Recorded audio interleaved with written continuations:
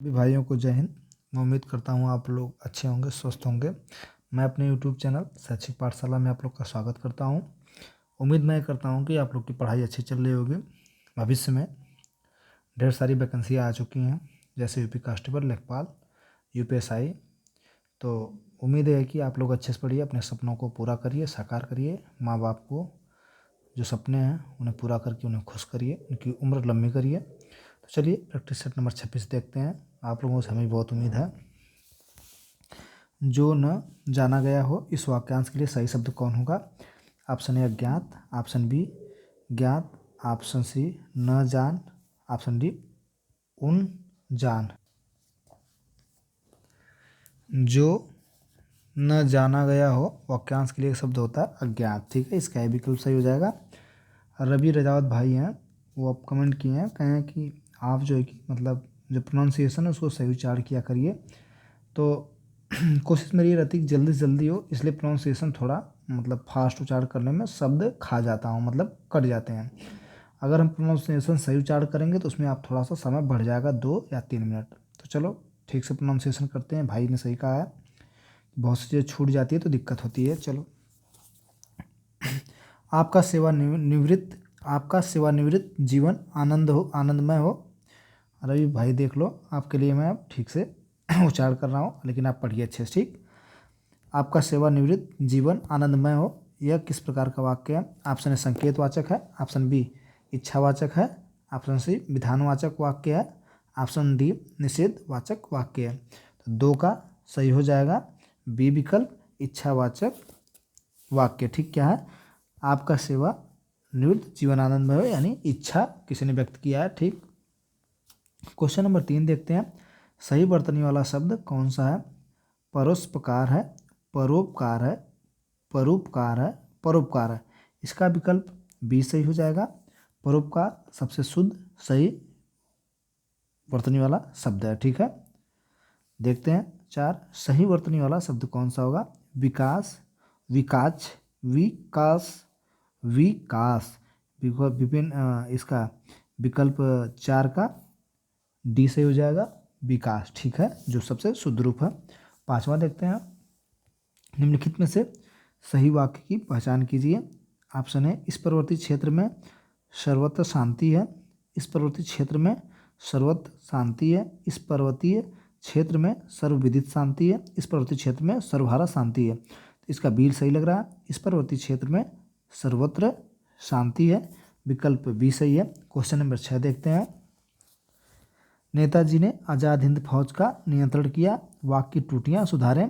नेताजी ने आज़ाद हिंद फौज का नेतृत्व किया, नेताजी ने आज़ाद हिंद फौज का निर्भय किया, नेताजी ने आज़ाद हिंद फौज का नियंत्रण किया, नेताजी ने आज़ाद हिंद फौज को नियंत्रण किया। ठीक है, हिंद फौज का फौजी, हाँ, नेताजी ने आज़ाद हिंद फौजी का नियंत्रण किया। तो विकल्प इसका ऐसे हो जाएगा, नेताजी ने आज़ाद हिंद फौज का नेतृत्व किया। ठीक है, जो मेन मुखिया रहता है वो हमेशा नेतृत्व ही करता है। ठीक है, क्वेश्चन नंबर 7 देखते हैं।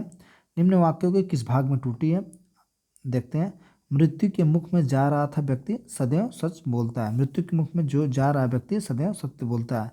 तो इसका हो जाएगा जा रहा व्यक्ति, विकल्प बी मृत्यु के मुख, मतलब टूटी किस भाग में? मृत्यु के मुख में बोलता है, सदैव सच बोलता है। क्या है? मृत्यु के मुख में जा रहा व्यक्ति सदैव सच बोलता है, तो सदैव सच को बोलता है। तो इसका शुद्ध रूप है। ठीक, इसका विकल्प डी हो जाएगा। इस भाग में टूटी है, सदैव वाले में कैसे बताते हैं। मृत्यु के मुख में जा रहा व्यक्ति सदैव सच बोलता है। ठीक है, भाई साफ साफ लिखा है, देखिए। मृत्यु के मुख में जा रहा व्यक्ति सदैव सच को बोलता है, तो ये गलत है, को सच बोलता है। इसका सही होगा मृत्यु के मुख में जा रहा व्यक्ति सदैव सच बोलता है। ठीक है, चलो एक बार फिर से आप लोग को इसको बता देते हैं। हाँ, ये ठीक।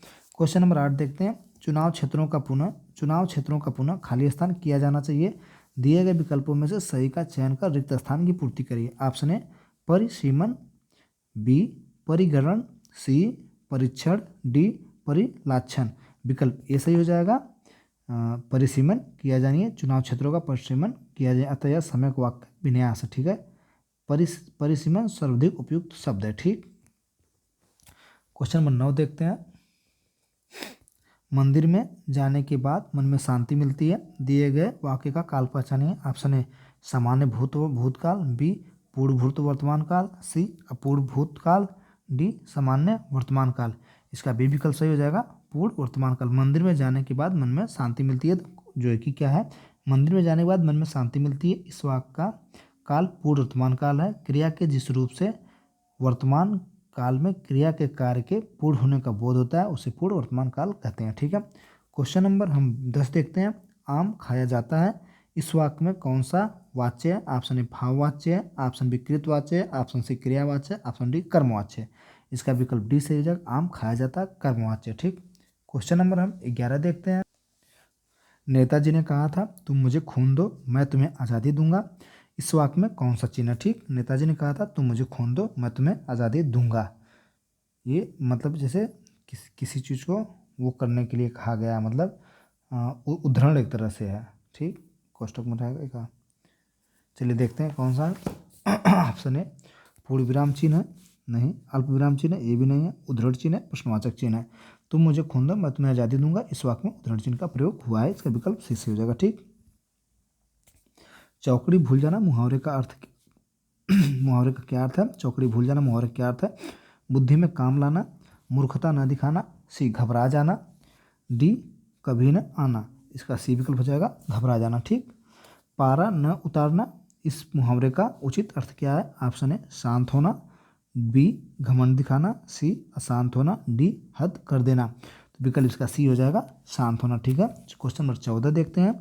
नौकरी खाला का घर नहीं, इस मुहावरे का अर्थ क्या होगा? नौकरी हमेशा के लिए नहीं होती है, नौकरी करना सबको अच्छी नहीं लगती, नौकरी करने वाले खुश हो जाते, नौकरी करने से घर वाले खुश हो जाते, नौकरी करना आसान काम नहीं है। इसका विकल्प डी से हो जाएगा 14 का। खाला नहीं, लोग कहते हैं खाला का घर है क्या, मुँह उठा के चले आए, उसी बात पे है। नौकरी करना आसान काम नहीं है। ठीक है। अब कुछ मुहावरे उनका अर्थ लेते हैं। नौकरी खाला घर नहीं है, इसका मतलब होता है नौकरी करना आसान नहीं है। 9 2 11 होना, भाग जाना, नाक रखना, इज्जत रखना। ठीक है। न घर का न घाट का, यानी कि कहीं का न होना। ठीक।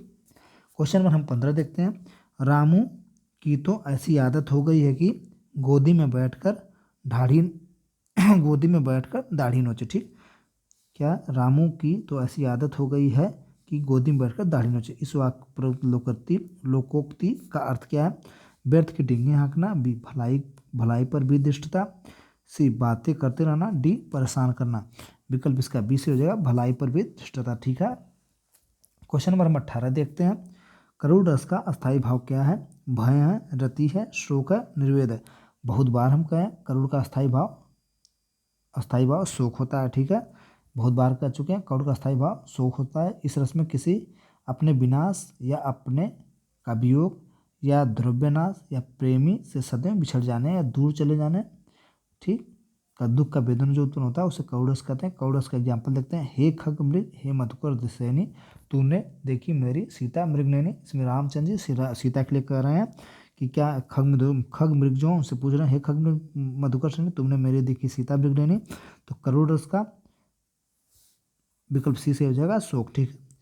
घना अक्षरी कौन सा छंद है? मात्रिक है, वणिक है, मिश्र है, इनमें से कोई नहीं। इसका विकल्प बी सही हो जाएगा, वणिक। ठीक है। यह वणिक छंद है। इस कविता इसे कवित भी कहा जाता है। ठीक। विप्सा में कौन सा अलंकार है? शब्दालंकार है, बी अर्थालंकार है, सी उभयालंकार है, डी इनमें से कोई नहीं है। ऑप्शन ए हो जाएगा, शब्दालंकार। विप्सा शब्दालंकार है। ठीक है। शब्दालंकार के भेद फिर एक बार बता दें आप लोग को हम। अनुप्रास अलंकार आएगा, अनुप्रास अलंकार आएगा, यमक अलंकार आएगा, विप्सा अलंकार आएगा, वक्रोती अलंकार आएगा, श्लेष्म अलंकार आएगा। ठीक है। अब देखते हैं। दूर दूर तक विस्तृत था हिम स्तंभ उसी के हृदय समान, यह पंक्ति किस अलंकार का उदाहरण है? ऑप्शन ए उत्प्रेक्षा, ऑप्शन बी प्रतीप, ऑप्शन सी व्यतिरेक, ऑप्शन डी संतेक। दूर दूर तक विस्तृत था हिम स्तंभ उसी के हृदय समान। ठीक है। इसका विकल्प मतलब ऐसा प्रतीत हो रहा है तो इसमें प्रतीत अलंकार होगा। दूर दूर तक विस्तृत था हिम स्तंभ उसी के हृदय समान, पंक्ति में प्रतीप अलंकार है। प्रतीप अलंकार उपमा का उल्टा होता है। दूर दूर तक फैले हुए बर्फ की शांति हृदय की शांति के समान है। ठीक। इसका बी विकल्प सही है। क्वेश्चन नंबर 20 देखते हैं। प्रश्न चिन्हों में उठी है, प्रश्न चिन्हों में उठी है भय सागर की हिलोरी। इस काव्य पंक्ति में कौन सा अलंकार है? ऑप्शन ए यमक अलंकार है, ऑप्शन बी अनुप्रास अलंकार है, ऑप्शन सी उपमा अलंकार है, ऑप्शन डी रूपक अलंकार है। इसका विकल्प डी से हो जाएगा रूपक अलंकार है। जहाँ उपमेय पर उपमा का भेद रहित आरोप हो वहाँ रूपक अलंकार होता है। ठीक, प्रश्नगत पंक्तियों में भी रूपक अलंकार है क्योंकि वहाँ उपमेय में भाग्य पर, उपमान में सागर की हिलोरी का भेद रहित आरोप है। ठीक, क्वेश्चन नंबर हम 21 देखते हैं। रासो चरित्र काव्य है और उसकी रचना रासक शैली में हुई थी, यह कथन है। Option A Acharya Hazari Prasad Dwivedi, option B Acharya Chatursen Shastri, option C Acharya Ramchandra Shukla, Acharya D Acharya Kshitij Mohan Sen.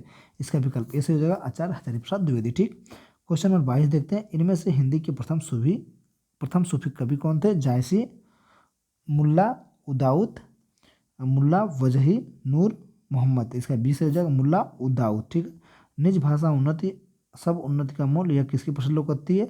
यह भरतेंदु हरिश्चंद्र की लोकोक्ति है। निज भाषा उन्नति उन्नति है सब मूल, निज भाषा उन्नति है सब उन्नति मूल, ये भरतेंदु चीज की है। देखते हैं हम क्वेश्चन नंबर 23 का। देखिए इसका विकल्प जो है कि बी सही है, निज भाषा उन्नति उन्नति सब है मूल। छोड़ो मत यह सुख का कारण, छोड़ो मत यह सुख का कारण, यह उक्ति किस रचनाकार की है? ऑप्शन ए महादेव वर्मा की, बी जयशंकर प्रसाद की, सी सूर्यकांत भट्टनारक की, डी अज्ञे की। इसका बी सही हो जाएगा जयशंकर प्रसाद की। अंधेर नगरी नाटक की रचयिता कौन है? Option A Jaishankar Prasad, option B Mohan Rakesh, option C Bharatendu Harishchandra, option D Bhisham Sahni. इसका विकल्प सी से हो जाएगा क्या है? भरतेंदु हरिश्चंद्र। ठीक, अर्धनारेश्वर के रचनाकार कौन है? ये पूछा गया एसआई में है। अर्धनारेश्वर के रचनाकार कौन है? Option A Kamleshwar, option B Mukutdhar Pandey, option C Agyeya, option D Vishnu Prabhakar. इसका विकल्प डी से हो जाएगा विष्णु प्रभाकर है। ठीक है, क्वेश्चन नंबर 27 देखते हैं। वार्षिकी के प्रकाशक कौन थे? ऑप्शन ए साहित्य अकादमी, ऑप्शन बी केंद्रीय हिंदी निदेशालय, ऑप्शन सी प्रकाशन विभाग, ऑप्शन डी हिंदी अकादमी। इसका विकल्प बी से हो जाएगा केंद्रीय हिंदी निदेशालय, जो कि वो वार्षिक का प्रकाशक है। ठीक, इसका मुख्यालय नई दिल्ली में। ठीक, क्वेश्चन नंबर 28 देखते हैं। इनमें से किसे ज्ञानपीठ पुरस्कार प्राप्त नहीं हुआ है? ऑप्शन ए प्रेमचंद, ठीक, option B Ramdas Dinkar, option D C Naresh Mehta, option D Sumitranandan Pant. Option A हो जाएगा ज्ञानपीठ पुरस्कार प्रेमचंद जी को प्राप्त नहीं है। अब देखते हैं मुंशी प्रेमचंद को ज्ञानपीठ पुरस्कार प्राप्त नहीं है। शेष विकल्पों का शेष जो और लोग हैं इनको प्राप्त देखते हैं। ऑप्शन रामधारी सिंह दिनकर किसके लिए प्राप्त इनको हुआ था? चिदम्बरा के लिए। ठीक, रामधारी सिंह गलत बोल दिए हम, रामधारी जो दिनकर है इनको उर्वशी के लिए प्राप्त हुआ था। ठीक है, रामधारी सिंह दिनकर को उर्वशी के लिए, सुमित्रानंद पंत को चिदम्बरा के लिए, इन्हें सुकुमार भी कहा जाता है। ठीक, और नरेश मेहता को संपूर्ण साहित्य के लिए प्राप्त हुआ था। ठीक है, रामधारी सिंह दिनकर, सुमित्रानंद पंत को साहित्य का सुकुमार भी कहा जाता है। ठीक, क्वेश्चन नंबर हम 29 देखते हैं। निम्न में से कौन सी कृति सन 1963 में साहित्य अकादमी पुरस्कार विजेता अमृत राय की है? ऑप्शन ए निराला की साहित्य साधना, ऑप्शन बी प्रेमचंद कलम का सिपाही, ऑप्शन सी मुक्तिमोद, ऑप्शन डी राग दरबारी। तो 1963 में अमृत राय ने उनकी कृति प्रेमचंद कलम का सिपाही के लिए साहित्य अकादमी पुरस्कार दिया गया था। यह कृत किनकी है? यह प्रेमचंद जी की जीवनी है। ठीक है, तो 29 का बी से हो जाएगा प्रेमचंद का कलम का सिपाही। ठीक है, अब 30, 31, 32 ये पैराग्राफ है, इसको छोड़िए। क्वेश्चन नंबर हम 30, 31, 32, 33 देखते हैं। 30, 31, 32, 33 देखते हैं। इनमें से शब्द उत्थान का विपरीतार्थक कौन है? पतन, उदय, झुकाव, नाश। इसका ऐसे हो जाएगा पतन। ठीक है, इनमें से कौन सा मछली का पर्यायवाची नहीं है? सफरी, जलोदरी, मीन मतलब मस्त, डी मत्स्य। इसका हो जाएगा जलोदरी। मछली का पर्यायवाची नहीं है जलोदरी। मीन भी है, मत्स्य भी है, सफरी भी है। ठीक है, क्वेश्चन नंबर हम देखते हैं 35। इनमें से तत्सम शब्द का चयन कीजिए। ऑप्शन ए जलद, हवा, बादल, पानी।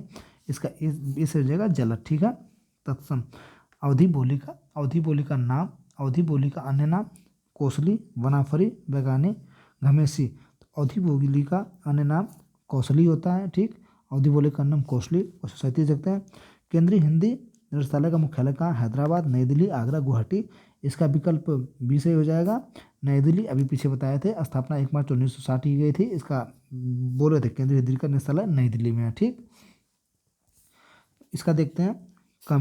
कमीशनिंग का हिंदी पर्यायवाची हिंदी में कौन सा उसके बराबर पैरेलल? घूस लेना, चालू करना, प्रशंसा करना, वचनबद्ध होना।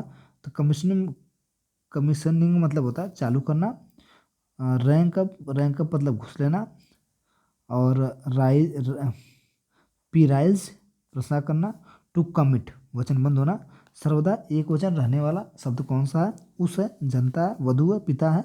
इसका विकल्प बी सही हो जाएगा। जनता है सदा एक वचन।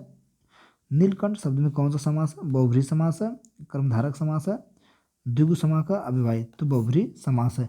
नीलकंठ शब्द बहुब्रीहि समास है। जिस समास में कोई पद प्रधान न होकर के पूरा समस्त पद ही किसी अन्य पद का विशेषण बताता है उसे बहुब्रीहि, जिससे त्रिलोचन, 3 आंख वाला। ठीक है, थैंक यू, धन्यवाद। प्रैक्टिस नंबर 36 समाप्त हुआ। आप लोग देखिए, अच्छे से पढ़ाई करिए।